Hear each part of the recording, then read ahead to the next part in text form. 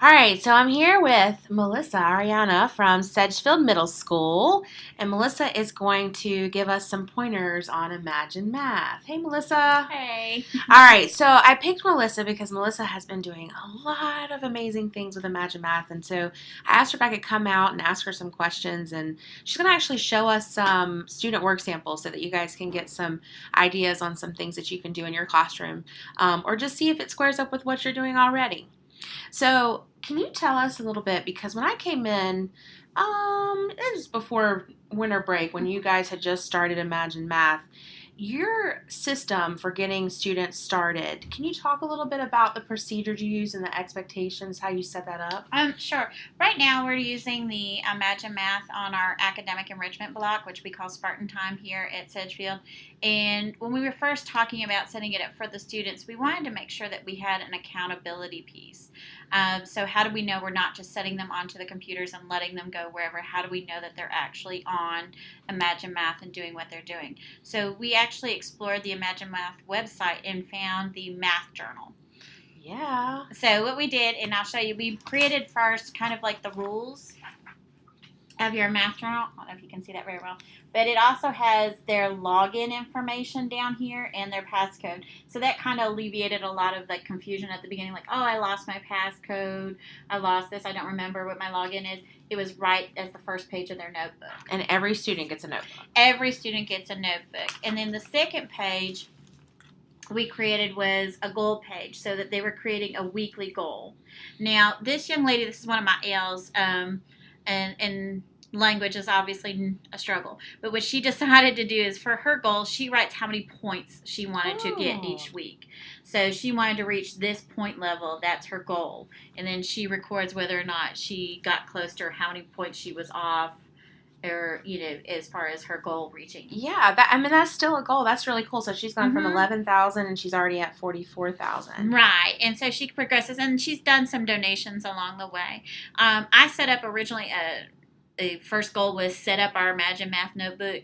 I was trying to set it up so they understood I wanted kind of a complete sentence there, but she's filling it in, and this is where her comfort level is, so I was okay with that. Okay. The next step that we made in our journals is going as to our accountability for lessons. So this is each lesson that they work on. So the lesson number, the date, because we do this on B days, so to make sure that they understand what days that they come to see me. What did they work on?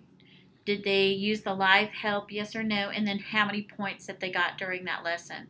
So again, we do use the donation feature a lot of the time. We've been able to use that quite sometimes, especially around the holidays.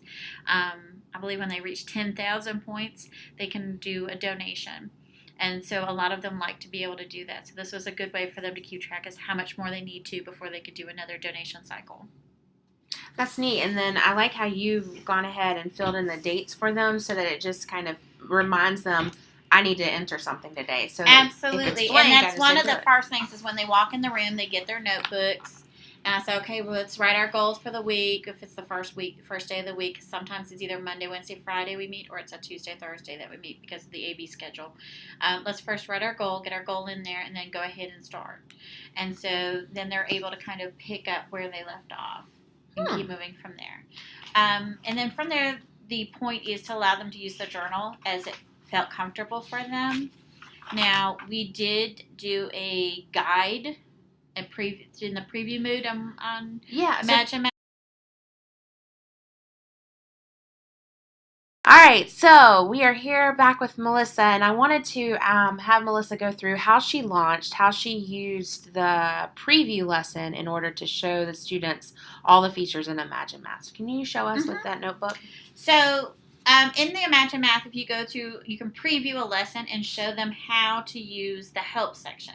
And it even does give you a 4-grid system, and it looks a little something like this one. This is my Scholars Notebook. So they have to attempt the problem first. Same thing that you would want them to do in the classroom is try to figure it out. And if they get the answer wrong, then they can use the helps. The helps are usually either visuals or a short video clip that will walk them through a different way of looking at the problem. So in this case, we looked at a problem, and the very first had visuals with it. And so I encouraged them to go ahead and copy down the visuals that they saw, and how would that help you solve that problem. Now, if the first help doesn't help them solve the problem, they still get it wrong that second time. Or I always tell them, if you don't feel like that was enough help, then go to help two. They can go to help two, and then they record also what is involved in help two here. Here it was another visual, so sometimes you will get two visuals, but it's just done a different way. Now the third part, typically she put help here, but this is where you would encourage the scholars to put their work. This is how you work out the problem.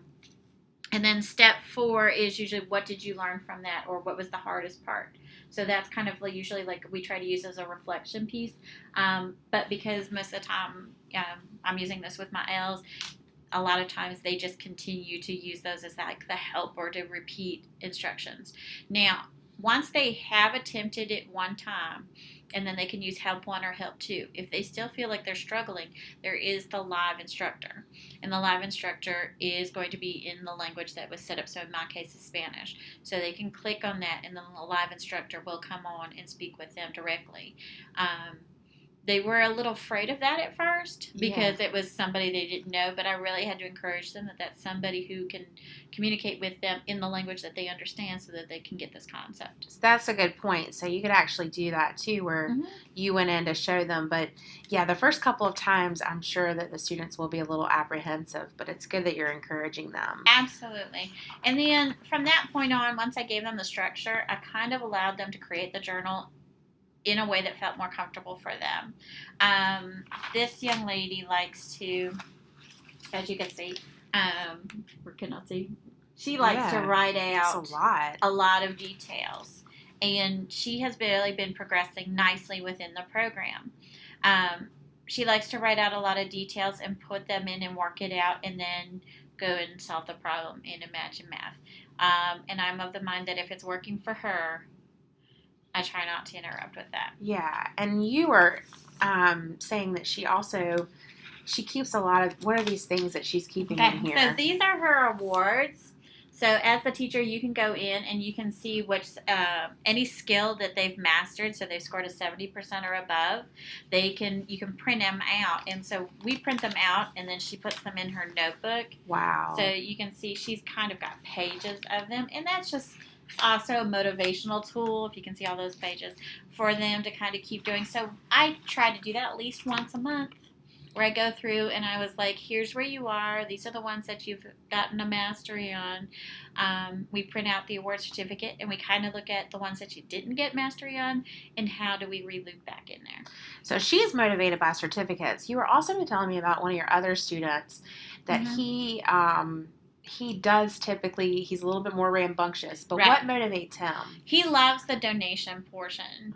So he likes to be able to complete the exercises because he wants to be able to donate. And I believe like this month's is Boys and Girls Club. So he really keeps track of his goal as to how close he is to being able to donate.